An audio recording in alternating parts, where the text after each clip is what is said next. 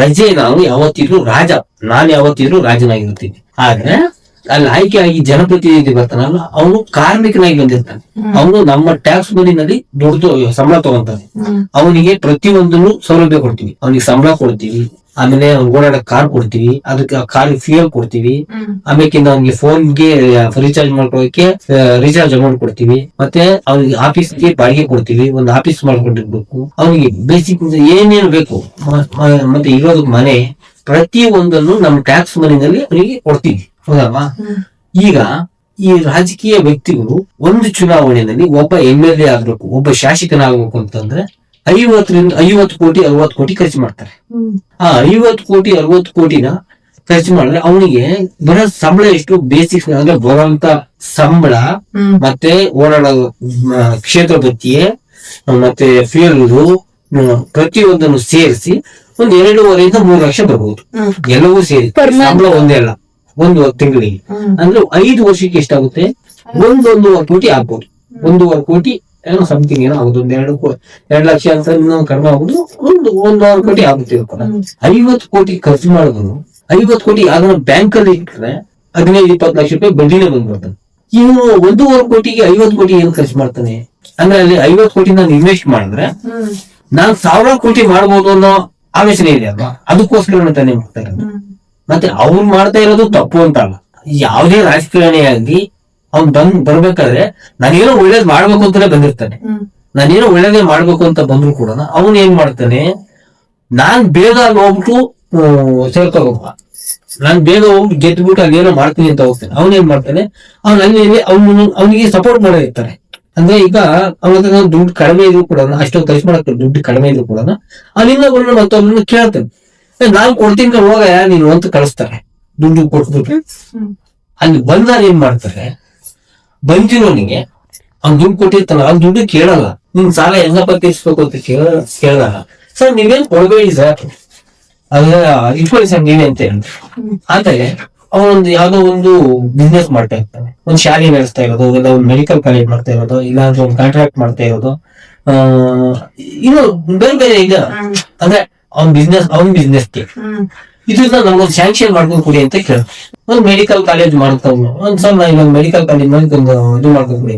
ಆ ಮೆಡಿಕಲ್ ಕಾಲೇಜಲ್ಲಿ ಒಂದು ಮಗುವಿಗೆ ಒಂದು ಸೀಟ್ಗೆ ₹1,00,000 ಲಕ್ಷ. ಇವತ್ತು ಒಬ್ಬ ಡಾಕ್ಟರ್ ಆಗ್ಬೇಕು ಅಂತಾರೆ ಎಷ್ಟು ಕೋಟಿಗಳು ಖರ್ಚು ಮಾಡ್ಬೇಕು, ₹1,00,000 ಖರ್ಚು ಮಾಡಿ ಡಾಕ್ಟರ್ ಆಗ್ಬೇಕಾಗುತ್ತೆ. ಸುಮ್ಮನೆ ಎಕ್ಸಾಂಪಲ್ ಇದೆ.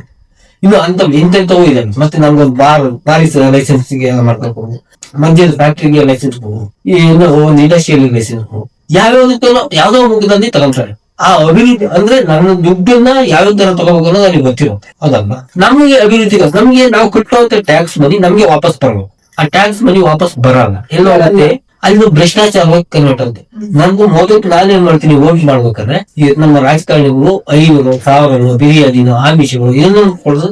ಮೊದಲು ಭ್ರಷ್ಟಾಚಾರ ಶುರು ಆಗೋದು ನನ್ನಿಂದ. ಹೌದಲ್ವಾ? ನಾನೊಬ್ಬ ವೋಟರು, ನಾನು ₹500 ನನ್ನ ಜಾತಿ ನೋಡಿ ವೋಟ್ ಹಾಕ್ತಿರ್ತೀನಿ, ನನ್ನ ವೋಟ್ ಆಗ್ತಾ ಇರ್ತೀನಿ, ಒಬ್ಬ ವ್ಯಕ್ತಿ ನೋಡಿ ವೋಟ್ ಆಗ್ತಾ ಇರ್ತೀನಿ. ಅದಕ್ಕಿಂತ ನಾನು ವಿಚಾರ ನೋಡಿ ವೋಟ್ ಹಾಕ್ಬೇಕು. ಇದು ಮುಖ್ಯವಾಗುತ್ತೆ. ನಾವು ಇನ್ನು ವೋಟ್ ಹಾಕ್ಬೇಕು, ಇದಕ್ಕೆ ವೋಟ್ ಹಾಕ್ಬೇಕು. ಯಾವುದಕ್ಕೆ? ವಿಚಾರ ವೋಟ್ ಹಾಕ್. ರಿಯಲ್ ಪ್ರಜಾಕೀಯ ಅನ್ನೋ ಒಂದು ಆಪ್ ಇದೆ. ಆಪ್ ಅಲ್ಲಿ ನೀವೊಬ್ಬ ಮತದಾರರಾಗಿ ಒಳಗಡೆ ಹೋಗ್ಬೋದು. ಮತ್ತೆ ನೀನೇ ಪಾರ್ಟಿಸಿಪೇಟ್ ಮಾಡೋದಕ್ಕೂ ನಿಮ್ಗೆ ಅವಕಾಶ ಇದೆ. ನೀನು ಪಾರ್ಟಿಸಿಪೇಟ್ ಮಾಡ್ಬೇಕು ಅಂದ್ರೆ ನೀನೊಬ್ಬ ಅಭ್ಯರ್ಥಿ ಆಗೋದಕ್ಕೂ ಅವಕಾಶ ಇದೆ, ನೀನೊಬ್ಬ ವೋಟರ್ ಆಗಿಗೂ ಅವಕಾಶ ಇದೆ.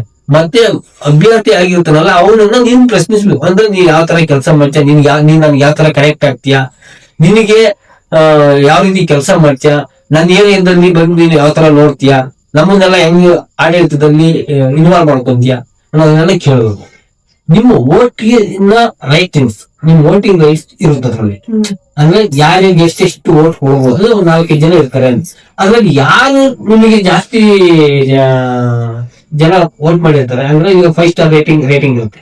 1 ಸ್ಟಾರ್, 2 ಸ್ಟಾರ್, 3 ಸ್ಟಾರ್, 4 ಸ್ಟಾರ್ ಅಂದ್ರೆ ನಾವು ವೋಟ್ ಮಾಡಿದ್ವಿ ಸ್ಟಾರ್ ಆಗ್ತದೆ. ಆ ರೇಟಿಂಗ್ ಮೇಲೆ ಹೆಚ್ಚಿನ ರೇಟಿಂಗ್ ಬಂದಿರುವಂತ ಅಭ್ಯರ್ಥಿಗೆ ಅಲ್ಲಿ ಮಾಡ್ತೀವಿ. ಕಾರಣಕ್ಕೆ ನಾವು ವೋಟ್ ಮಾಡೋದು, ನಾವು ವೋಟ್ ಮಾಡೋದಲ್ಲ. ಒಬ್ಬ MLA ಆಗಿ ಯಾರನ್ನೇ ಈ ಒಳಗಡೆ ಹೋಗಿ ನಾವು ಸರಿ ಇರೋನಿಗೆ ಇಲ್ಲಿ ವೋಟ್ ಮಾಡಿರ್ತೀವಿ, ನೆಕ್ಸ್ಟ್ ಎಲೆಕ್ಷನ್ ಕೂಡ ಅವ್ರಿಗೆ ವೋಟ್ ಮಾಡ್ತೀವ. ಆ ರೀತಿ ಮಾಡೋದು. ಇದು ನಮ್ಮ ಪ್ರಜಾಕೀಯ, ಪ್ರಜೆಗಳದ್ದು. ಉಪಯೋಗ ಅವರು ಅವ್ರು ಡೇ ಒಂದಿಂದ ಹೇಳ್ತಾ ಇದ್ದಾರೆ, ಈ ವ್ಯವಸ್ಥೆ ಹಾಳಾಗೋದಕ್ಕೆ ಮೂಲ ಕಾರಣ ವೋಟರ್. ವೋಟರ್ ಸರಿ ಹೋಗದೆ ಯಾರಿಗಲ್ಲ. ಹಾಗಾಗಿ ಮೊದಲು ನಾವೊಬ್ಬ ವೋಟರ್, ನಾನ್ ಸರಿ ಹೋಗಿ ಈಗ ನಮ್ಮ ಕುಟುಂಬದಲ್ಲಿ ನಾನು ಚರ್ಚೆ ಮಾಡ್ತಾ ಇದ್ದೀನಿ. ಯಾಕೆಂದ್ರೆ ನನಗೂ ಇಲ್ಲಿ ಯಾರ ಹತ್ರ ಚರ್ಚೆ ಮಾಡಿದ್ರು ನಮ್ಮ ಕುಟುಂಬದಲ್ಲಿ ಹೇಳ್ಬಿಡ್ತಾ ಇಂಥ ಕೋಟ್ ಆಗಿಲ್ಲ ನಿಮ್ ಇಷ್ಟ ಬಂದಿದ್ ಕೋಟ್ ಹಾಕ್ತಾ ಇಲ್ಲಿ. ಮತ್ತೆ ನಾವ್ ಹೇಳ್ಬೋದು ಇಂಥ ಕೋಟ್ ಆಗ ಬರೀದ್ ಕೋಟ್ ಹಾಕೋದ್ ತಪ್ಪು, ಹೇಳೋದು ಕೋಟ್ ಹಾಕೋದ್ ತಪ್ಪು. ನೀನ್ ಚಾಲು ಮಾಡೋದು ನಿನಗೂ ಸರಿ ಅನಿಸ್ಬೇಕು. ಪ್ರಜಾಪ್ರಭುತ್ವದಲ್ಲಿ ನಂದು ವೋಟಿಂಗ್ ಇದೆಯಲ್ಲ, ಇದು ಸಣ್ಣ ಕೆಲಸ ಗೊತ್ತೀವಿ. ಒಂದು ಓಟಿನ ಹಣ ಅನ್ಕೋತೀವಿ, ಸರಿನಾ? ಓಟಿಂದ ಏನು ಬದಲಾವಣೆ, ಒಂದು ಓಟಿಂದ ಏನು ಬದಲಾವಣೆ ಆಗಲ್ಲ ಅಂತೀವಿ. ಒಂದು ಓಟಿಂದಲೇನ 50 ವೋಟ್ ಹಾಕೋದು. ಈಗ 50 ವೋಟ್ಗೆ 1 ವೋಟ್ ಕಮ್ಮಿ ಆಗಲ್ಲ. 1 ವೋಟ್ ಕಮ್ಮಿ 100 ಆಗಲ್ಲ. ಮೊದಲು ನನ್ನ ಓಟೇ ಇಂಪಾರ್ಟೆಂಟ್. ಮತ್ತೆ ನಂದು ಸಣ್ಣ ಕೆಲಸ, ಸಣ್ಣ ಬದಲಾವಣೆಯಲ್ಲಿ ದೊಡ್ಡ ಬದಲಾವಣೆ ಆಗುತ್ತೆ. ನನ್ನ ಕುಟುಂಬಕ್ಕೆ ಹೇಳ್ತಾ ಇದ್ದೆ ಈ ವಿಚಾರನ ನಿಲ್ಬಹುದು. ಹೌದಲ್ಲ? ಇದು ಪ್ರಜಾಕೀಯ ಇರ್ತಾ ಇರುವಂತ ಪ್ರಜೆಗಳಿಂದ ಪ್ರಜಾಕೀಯ, ಪ್ರಜೆಗಳಿಗಾಗಿ ಪ್ರಜಾಕೀಯ, ಪ್ರಜೆಗಳಿಗೋಸ್ಕರ ಪ್ರಜಾಕೀಯ, ಮಟ್ಟ ಹಾಕಲು ರಾಜಕೀಯ.